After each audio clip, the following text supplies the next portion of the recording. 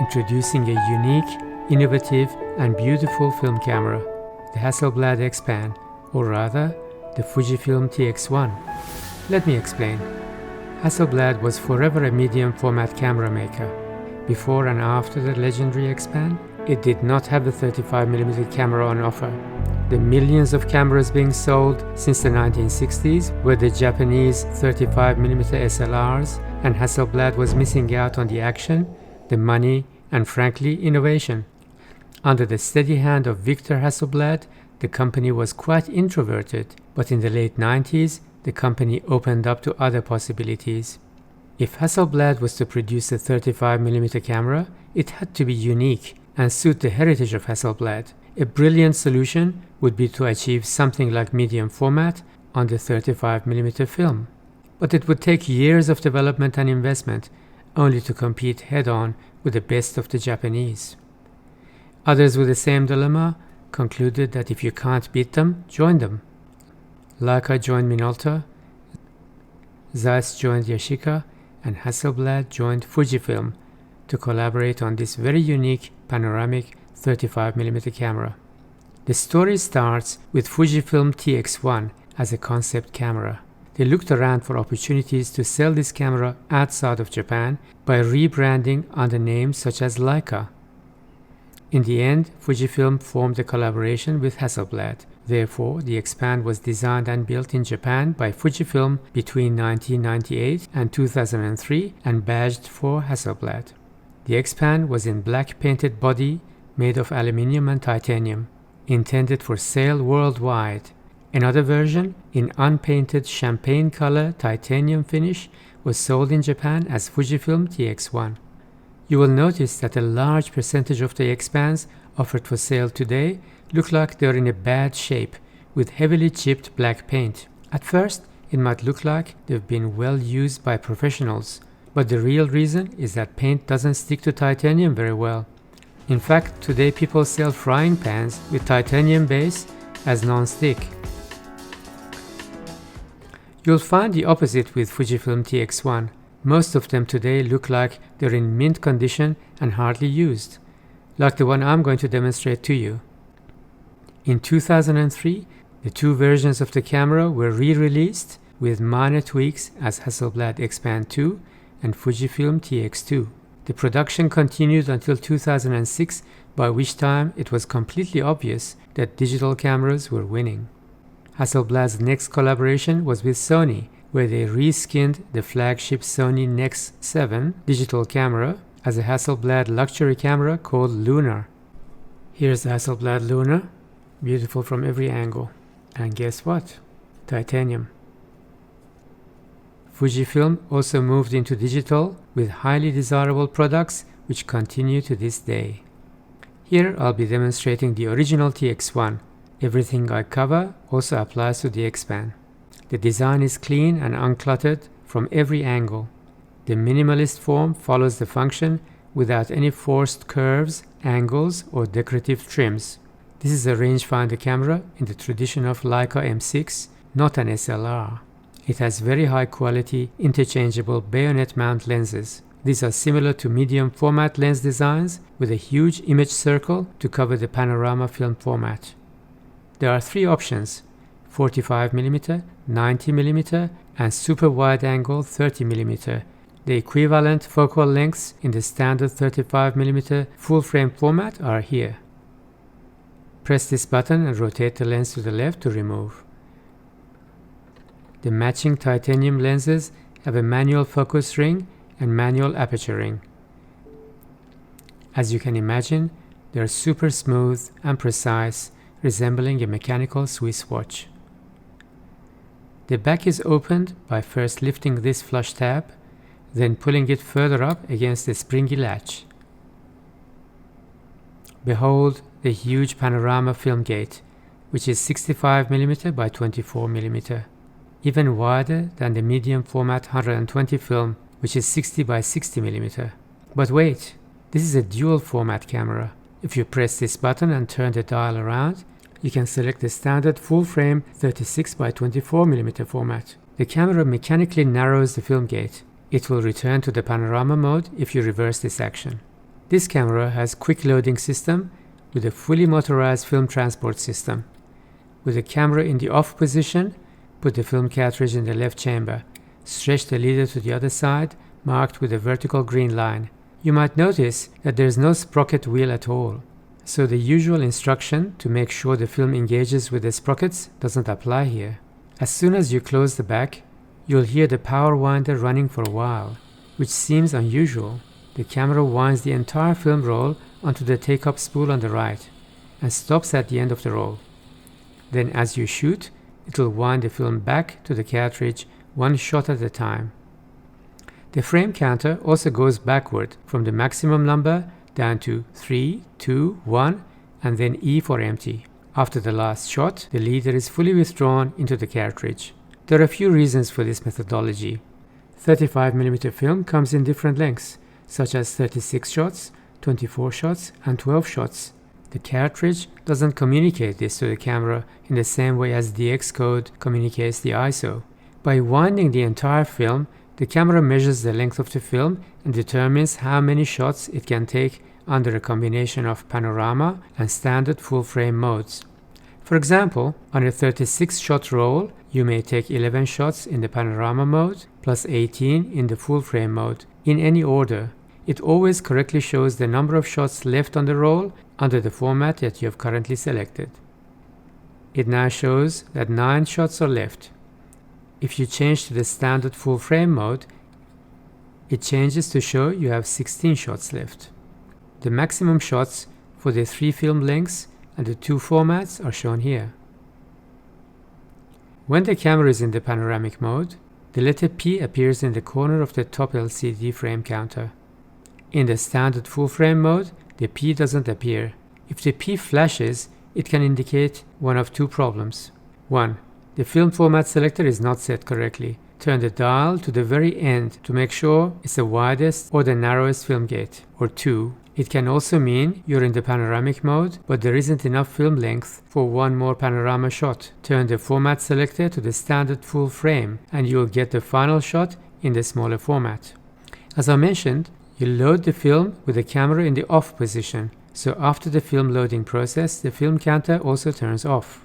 To turn the camera on, rotate this mode selector switch to the right. The first notch after the off position is labeled S, as in single shot. After 3 minutes of inaction, the camera goes into the power saving mode and all LCDs turn off.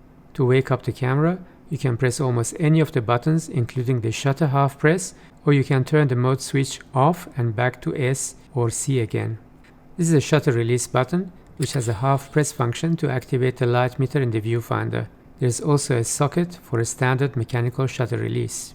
The next notch on the mode selector is C for continuous shooting, which is slow but useful when used with the automatic exposure bracketing, which I'll explain later. For standard full frame, it shoots at 3 frames per second. In panorama mode, it shoots at a whopping 2 frames per second. The next one is the self-timer. The red light in the front turns on solid for 7 seconds, then flashes for 3 seconds to give you the chance to smile before shooting. Anytime during that period, you can change your mind and turn the selector dial back to S or C or off to cancel the self-timer. In the auto exposure mode, light measurement is locked at the time of pressing the shutter button, not at the end of the delay timer. So don't stand in front of the camera as you press the shutter button, otherwise it will measure the light off your belly. ISO is selected with this front dial from 25 to 3200. One of the notches is labeled DX, which means the camera will auto-set the ISO based on the film's DX code. The dial locks on the DX position. You can override the DX code by pressing the center lock button and turning the dial to one of the notches. If you set the dial for DX but there is no film in the camera or your film has no DX coding, the LCD shows a flashing ISO 100. Shutter speeds are selected on this dial. They range from 8 full seconds to 1/1000th of a second, plus A for automatic shutter and B for bulb. It locks on the auto mode and unlocks with the center button. So this is an aperture priority automatic exposure camera with a full manual mode. Flash sync is available from B to 125 marked in the orange color. Here's the viewfinder On the extreme left, it auto-detects the lens and the film format. Then it presents the corresponding bright lines and corrects for parallax. The viewfinder diopter is -1. It is possible to buy 5 additional dioptric adjustment lenses and slide them in the viewfinder frame. In the viewfinder, you see the glorious panoramic frame with really sharp bright lines and a field of view of 85 degrees or more. It has just 3 LEDs at the bottom for the light meter. The LEDs are in the shape of plus, circle and a minus. They operate in a similar manner to Nikon FM2 and Leica M6. In the manual mode, based on the exposure triangle of aperture, shutter and ISO setting, the light meter displays its results like this. Light metering is through the lens or TTL. Light is measured at the shutter plane. Measurement is center-weighted average over an area of 20 by 30 mm. If either plus or minus LEDs flash, it means the scene is beyond the camera's metering range and you're on your own. You can use an ND filter or the bulb mode. In the bulb mode, the maximum time allowed is 4.5 minutes and it uses a lot of battery. In the automatic mode, the circle means automatic shutter is within the range of the camera's shutter speeds, so go ahead and shoot. When you half press the shutter release button, it locks in the metering. Note that in the auto mode, the longest shutter speed is not 8 seconds, it's only 4 seconds. A flashing minus sign can also mean you've left the lens cap on. The shutter and aperture settings are not shown in the viewfinder. Presumably, you know the aperture that you've selected manually, but how do you know what shutter speed the camera has selected? Is it good for handheld shots? The camera only shows that on the back LCD with the title of TV or time value. This is also helpful when you're using a tripod. In the auto mode, if you want to apply exposure compensation, use this dial on the right to give it -2 to +2 stops of compensation. Let's see all the features of the back LCD. On the bottom left, this symbol shows the condition of the battery. This means full battery, this means weak battery, and if it blinks, it means battery is exhausted. Top right shows your ISO setting after film loading. This button is labeled AEB or Automatic Exposure Bracketing. As you press, it cycles through 3 settings. Blank means no bracketing, one press means plus and minus half a stop of bracketing, another press means plus and minus 1 full stop of bracketing. Another press goes back to the blank or no bracketing. Each AEB sequence is 3 shots, standard, then underexposure, then overexposure. It can be operated in both S and C drive modes. You need to deactivate the AEB with that button, or turn the camera off to cancel it. The button in the middle means LCD backlighting. It turns off after 5 seconds. The recess button on the right is a manual film rewind at any time in mid-roll. You can press it with something pointy but not too sharp. The bottom of the camera is just as uncluttered as the front. It has only the battery chamber, which takes 2 lithium CR2 batteries, 3 volts each, with negative or the flat side facing out. It also has a standard tripod socket here. In the center top, we have the standard hot shoe for a flash. You can also use this PC sync port here under a cap that I've never removed because I never use a flash. Another use of the shoe is to mount a bubble spirit level like this one to keep the camera horizontal on a tripod. In many situations like landscape and architectural photography, this is highly recommended.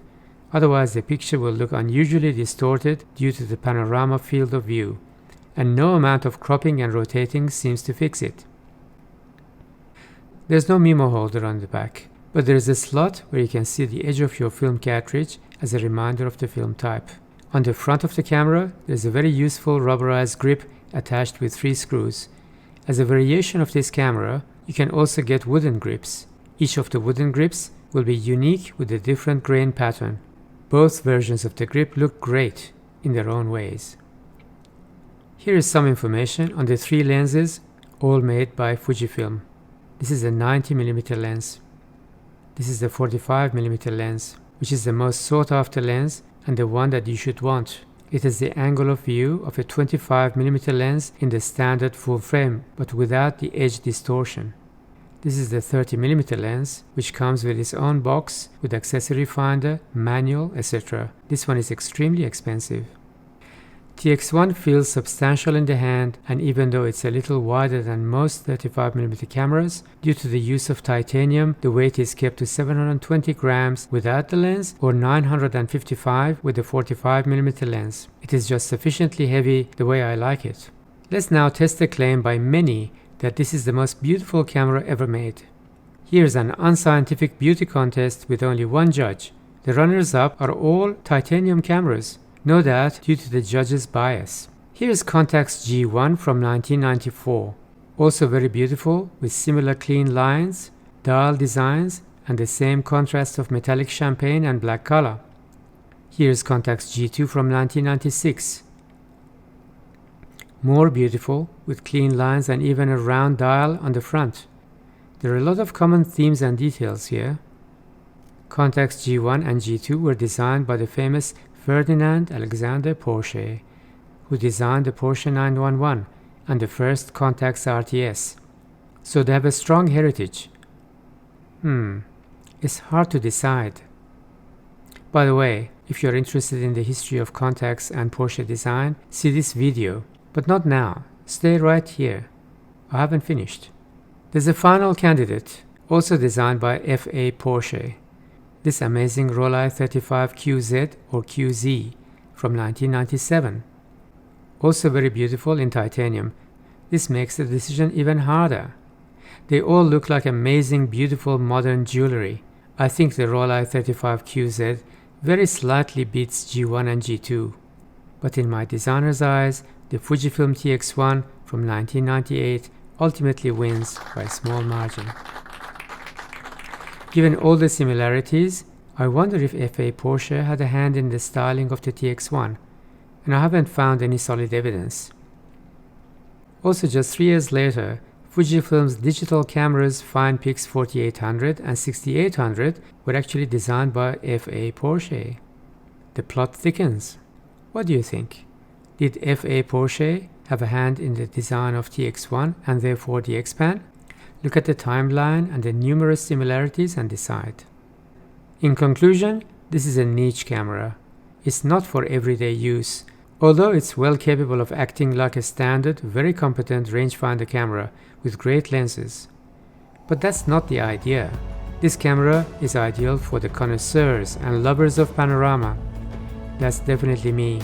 If you've been watching this channel, you might have seen even with non-panorama cameras, I can't help taking super wide panorama shots made of multiple shots stitched together in Adobe Lightroom. The TX1 gives in-camera panoramas on a huge negative with great color rendition and sharpness. Offers all the camera conveniences with everything you need and no unnecessary features or distractions. 200 years from now, this might be in a glass cabinet looking like something designed by aliens or AI. But in fact, this is a technology heritage of humans, and I'm very proud of them. It's time to fully appreciate the authentic, the first, and the fairest of them all. If you've been drooling over the Xpan, stop suffering and get the better version of this camera, the original Fujifilm TX1. That's it. Subscribe means thank you.